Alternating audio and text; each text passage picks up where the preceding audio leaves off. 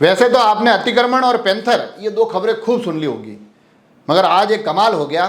Panther अतिक्रमण की शिकायत लेकर आए। जी हाँ, पैंथर जो ये हमले करने की खबरें आती ना, वही वाले पैंथर बड़ी संख्या में जिला मुख्यालय पर आ गए और उन्होंने कहा कि हमारे घरों पर अतिक्रमण हो गया है। हालांकि मैंने उनकी बाइट भी ली, मगर क्योंकि बाइट में घुर्रा रहे थे तो वो आप समझ नहीं पाएंगे, तो मैं उन्होंने जो ज्ञापन दिया वो आपको पढ़ के सुना देता हूँ। तो पैंथर बड़े स्पष्ट तौर पर कहते दिखाई दिए कि भाई साहब, समय समय पर इन दिनों अलग अलग खबरें निकल कर आती है। खबरों में ये कहा जाता है कि पैंथर ने हमला कर दिया, पैंथर ने किसी को मार गिराया। मजे की बात तो यह है कि कुछ खबरें ऐसी भी आती है कि पैंथर देखा गया, पैंथर कैमरे में कैद हो गया, सीसीटीवी फुटेज में नजर आया घूमता हुआ पैंथर। तो ये तमाम खबरें जब हमने सुनी तो हमें लगा कि हमें भी अपना पक्ष रखना चाहिए। तो आज इस ज्ञापन के माध्यम से अपना पक्ष लेकर आए हैं और कहना सिर्फ इतना सा चाहते हैं कि हमारे खिलाफ तो लगातार खबरें दिखाई और सुनाई बताई जा रही हैं, कार्रवाइयों के दौर चल रहे हैं, हमें पिंजरे में लगातार कैद करने की कोशिश चल रही है, मगर वो लोग पिंजरे में कब कैद होंगे जिन्होंने हमारे घरों पर कब्जे कर लिए हैं। क्योंकि हम बड़े सुकून और शांति के साथ उस एक क्षेत्र में रहते थे, उन वनों में रहते थे जहां अब होटलों की लंबी कतारें दिखाई देती हैं।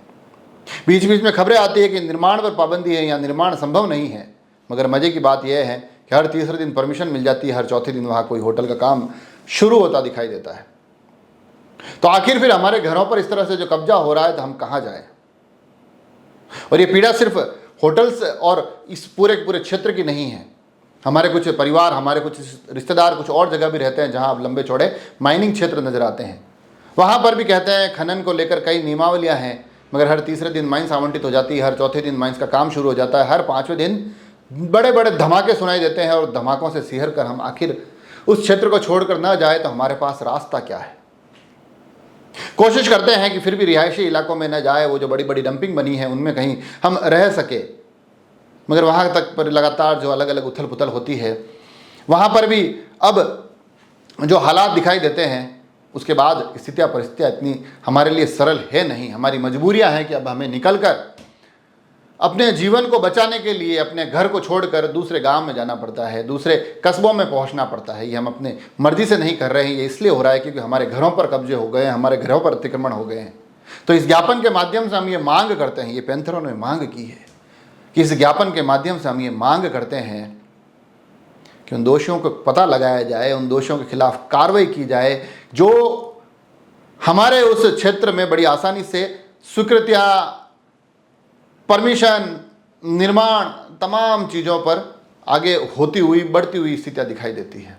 आखिर ऐसा क्या है, ऐसे कौन से मंत्र हैं, तंत्र हैं, षड्यंत्र हैं या ये तंत्र हैं जो बड़ी आसानी से वहाँ ये इमारतों के महल खड़े कर देते हैं, हमारे घरों पर कब्जे होते दिखाई देते हैं, हम वहाँ से भागते हुए नजर आते हैं।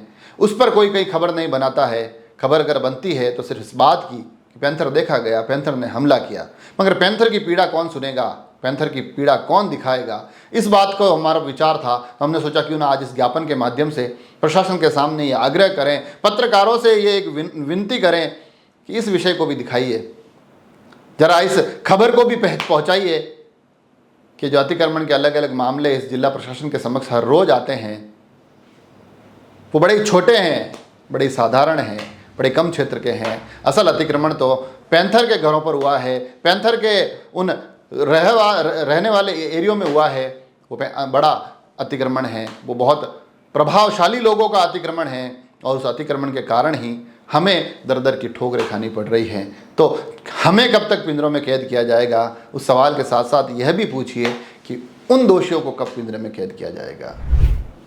ये एक विषय निकाल कर लाया हूँ। जिला मुख्यालय कौन सा है उसका नाम नहीं लिया है क्योंकि ये पीड़ा कई जगह से निकल सकती है। आपको कितनी सहमति है आप जरूर बताइए। इस विषय पर आप क्या सोचते हैं, ये अपनी राय हम तक जरूर पहुँचाइए। जुड़े रहें राजसमंद एक्सप्रेस से। धन्यवाद।